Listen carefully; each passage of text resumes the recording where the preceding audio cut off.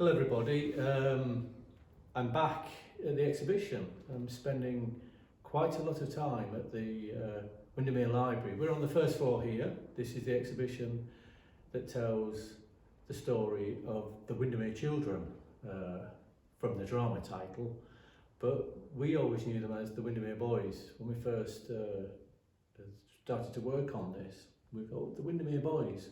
In fact, the Windermere Boys, but I'll come to that one on another occasion.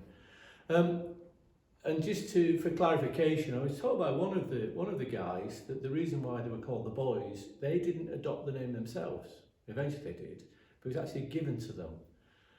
One of the carers a few years later was waiting for them to arrive at a place, and when they were slightly late, when the doors opened and they came in, and she said, "Oh, here they come, my boys, my boys." And that apparently is one of the reasons why they were called the Boys. And it's not at all to cast anything or make the girls' stories invisible. A significant number of girls, up to 50, arrived with them. But it was never intended in that way. But some people can get sensitive to that, and I get that. So this panel was originally shown at Manchester Jewish Museum. This is the beginning of the section in the exhibition about the boys in Windermere. Behind me over here is the story of Calgarth Estate and the local community that welcomed them. But I want to come back to that one on a different occasion. All this is leading up to the 14th of August. And because of the lockdown and the difficulties that we have, we're going to do something at Carlisle Airport on the 14th of August. Formerly known as Crosby-on-Eden Airport. This was the actual place where the boys and girls arrived on the 14th of August 1945. Not only that, but recently the guys at the terminal there, it's a brand new spanking modern terminal, Carlisle Lake District Airport. It's only been open about a year. But they shut down, but they let me in. We're working closely with them. Really what they want this to happen. And the actual runway that is used now for the commercial flights coming in and for all sorts of flights is the actual runway that the boys and girls arrived on, landed on, which is astonishing because it's a modern new terminal. But it seems that historically, for our purposes, there is a Roman road, the Roman remains, being near Hadrian's Wall, Carlisle, etc., beneath the airfield, so they can't do too much rapid digging up for fear of disturbing the Roman stuff, archaeology beneath that. That's why we'll be on the actual runway, which will be an amazing moment. We do have the actual times that each aeroplane landed, which will play a part in the day when it comes. I'll be there with Tom Palmer, the children's author, who's written a book after the war, with ourselves, the Lake District Holocaust Project, and it's about the children, about them flying over, arriving. It's aimed at young people aged 10 to 13, 14. Tom works an awful lot with Ofsted. He's booked her in schools throughout the country, but I can't tell you how much he put into this book.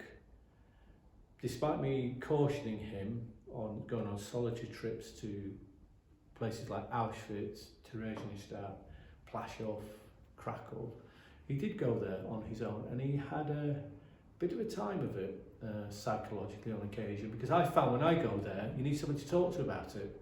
It's always good to share with a colleague. Rosemary's been a colleague, Chris, Alex, had a number of people, and we tend to talk about it afterwards. And Treblinka, that's another story for another time. So this image, this is the opening panel, the Windermere Boys section of the exhibition. This is a famous group photograph, and we got this from the collection of this chap on the end, Jack Eisenberg. Jack is still with us in Manchester. We know where this photograph was taken. It wasn't in Windermere, it was towards Ambleside. The boys were often taken out on travels, on visits. They talk about going hiking, catching a bus, going everywhere.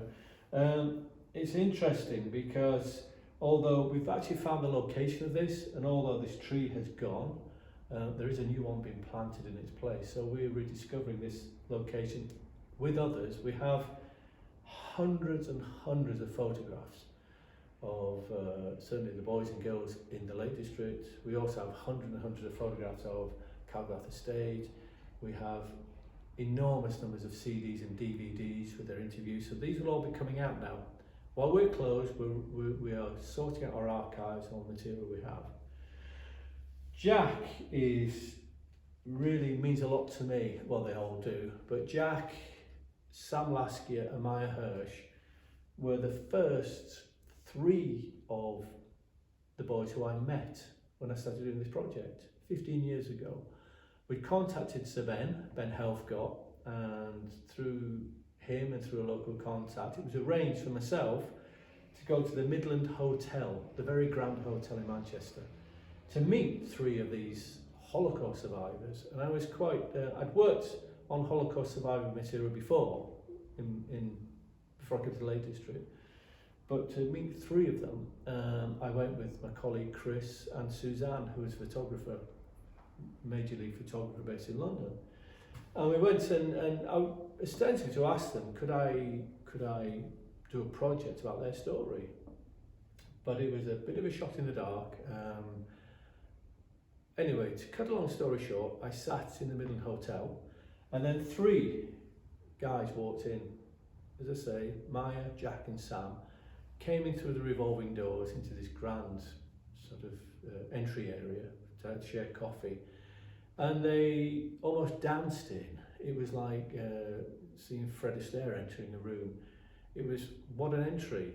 And we met each other and we shook hands and we sat down for coffee. I thought that meeting was for 2 hours, but I recently looked in a diary and it appears that meeting actually went on for 5 hours. So that's how my mind had played tricks.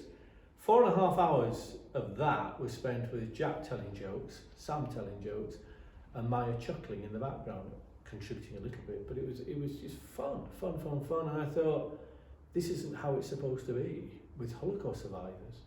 But that was my introduction to this survival spirit in the boys.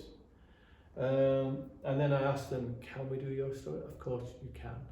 And that was 15 years ago. So this is Jack. We have other photographs of Jack in Manchester in the Lake District. He had a remarkable collection.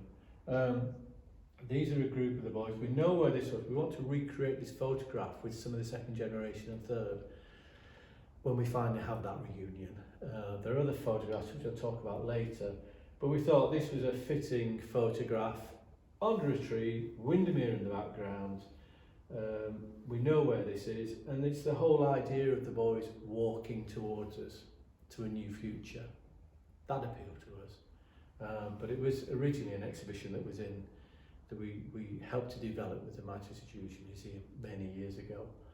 And the introductory sign says, it is estimated that 1.4 million Jewish children were killed in the Holocaust. After the war, the British government agreed to accept 1,000 Jewish children into the country. Only 732 could be found. Of these, 300 were sent to the Lake District. So there we go. I'll post this on our new Facebook page. We'll share it on the YouTube channel, and this will be the first of many. And next week we'll post another one about the journey from Prague to the Lake District. So keep well and keep an eye on our postings and our new initiatives. We're closed, but we're not going to sit back and let events dominate us. We're going to try and take some control and share this stuff with you guys. Okay, see you soon. Bye now.